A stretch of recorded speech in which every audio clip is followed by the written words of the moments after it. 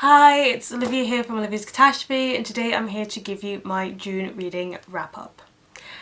I slumped hard. For the first 2 weeks of June, I slumped out of this month and couldn't read. Basically, it happens every half a year or so. I was hoping it would happen in July, but it happened in June and I just had to deal with it.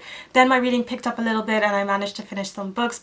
For my Instagram choosers, my TBR, I didn't read that many of the books at all. However, I'd like you to know that that TBR is just rolling over to July because I'm feeling reinvigorated and ready to read all of the books. So I plan to read those ones in July. So if you wanted a wrap-up of that, you're going to need to wait till next month.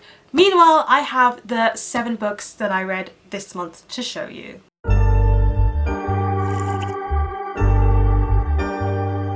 The first book I read this month was Heartstopper by Alice Oseman. This is something I read because I needed something quick, easy and very light-hearted. So we follow these 2 boys.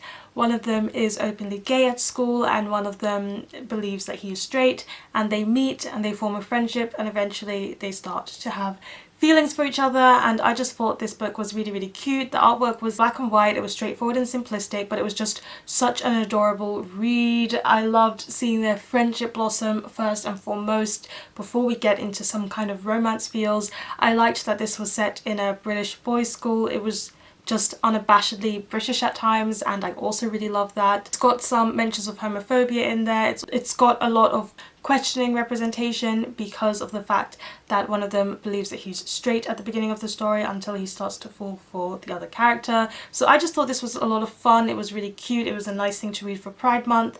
And yeah, we got bi rep, we've got gay rep. Read away. It stole my heart, it left me warm and fluffy, and I think it's just as everybody else says, something feel good, something fun, something lovely. Then for Pride Month I also read Felix Ever After by Kacen Callender. So this is an Own Voices story about a black trans boy, and he is in school. He's in that final year right before you go to university. He is this trans student at this school, and then somebody puts up a lot of photos of him in a gallery from pre-transition, and he feels very targeted and upset, rightly so, about this happening, and he tries to find out who has done this. However, I don't think that's all that this story is about. This story is definitely a coming of age story. This story really delves into its topics about questioning your gender and also about the black trans experience specifically. It also deals with some love triangle stuff.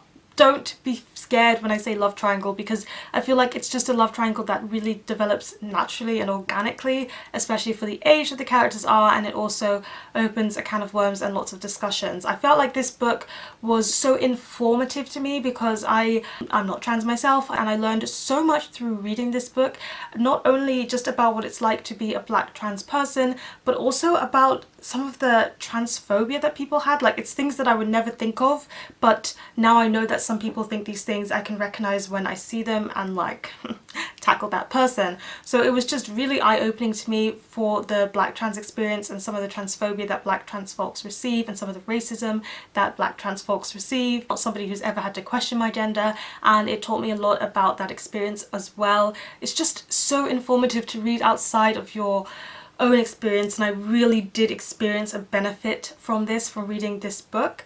I thought the love triangle was interesting. I felt like it did a good job of discussing all those relationships and the avenues and where they could have gone. I also really like that Felix is an artist, but he feels inferior. He doesn't feel confident in his own art skills, and as a writer myself, I often feel that way about my own writing too. So I was able to relate to Felix a lot through that avenue. In the beginning, I wasn't digging the book as much as I wanted to. Felix is not the kind of character I naturally gravitate towards. I didn't find him entirely likable at the beginning, but as with any coming of age story, he really develops over the course of this book, and he's really got a lot to figure out. He's really got a lot to deal with. So while his relationship with his parent, it was difficult for me and I was feeling a lot of ways about that, by the end of the book I was very satisfied with where everything storyline wise ended up. By the end of it, I really liked Felix. The ending just warmed my heart completely. It felt just where the story needed to end, and I feel like if you're in the beginning of the book and like me, you're just feeling like maybe Felix isn't the one for me, just keep reading because it does get better and you are going to be won over. Oh, and I really love the strong friendships that we get to see in this book as well. I also read Breaking Dawn by Stephenie Meyer last month, and this was for my Read It Backwards. If you don't know what Read It Backwards is, I'll leave a link to that up above and down below. And I've got a long vlog video where I talk about all my thoughts I had while reading this book. You should definitely go and watch that because I don't want to rehash it here. But sadly, if you just want a quick summary, I did fall out of love with Breaking Dawn slightly. I really thought Breaking Dawn was on par with the rest of the series. However, when it comes to the second part of this book, I've realised that's not the case. This is the fourth book in the Twilight saga, and Twilight is essentially a vampire falls in love with a human. What could go wrong? And what could go right? And it's very heavy on the romance. It's got some problematic elements in there, it's got some problematic representation in there, so do be aware of those things. And yeah, that's all I really want to say about Breaking Dawn here. Then I buddy read with Gaia Athena Artemis Fowl and the Eternity Code by Eoin Colfer. This is the third book in the Artemis Fowl series, and all I can say is that this series is so enjoyable, and I like this one more than the second one because it's back on par with the first. We are back to getting a heist story. Let me tell you about the first book. So in the first book we meet Artemis Fowl, who is this child genius. He's also a child crime lord essentially, and he decides that he's going to take his crime to the next level because he's heard of this species called the fairies, and the fairies have this ransom gold, so he wants to capture a fairy and then ransom her and get the gold from the fairies that way for keeping their secret. However, the fairies have magic, Artemis Fowl does not, he's just a genius. Magic, genius, who is going to win out? This one I can't tell you too much about without giving spoilers for the rest of the series, but I want to say that Juliet Butler, I didn't know I needed more Juliet Butler in my life until I got Juliet Butler. I love how this female representation is represented in this book because we can have female characters who know how to kick butt, who know how to fight, who know how to be strong, but at the same time they love their makeup, they love their fancy outfits, and that's just who they are, and they can be both, and I loved seeing that in this children's book. I really loved Artemis Fowl's character development in this one, especially where he is from the beginning of this book, where he is by the end of the book, and how a certain trope that I hate when it's put in the end of every single book, like ever, I've never liked this trope, was used in this one, and I think it did wonderful things for his character development. It was just perfectly done. Butler is still my favourite character, and that's all I can say because I don't want to give away what happens to Butler in this book, but things happen. I was here for it. I was here for Artemis Fowl's heist being a bit of a step up from the first book, so it was even more exciting. It was high stakes, and yeah, I just really like the world building, I really like the characters, and I can't wait to see where the series is going to take me next. Then I was slumping, so of course I did more rereading. I reread Breaking Dawn, which is actually what brought me out of my slump, and I also reread Ariel by Sylvia Plath. I was not having I really thought May was a bad mental health month for me, but June brought the sauce. It was a really bad month for me. So Ariel by Sylvia Plath is a poetry collection, which is my favourite poetry collection of all time.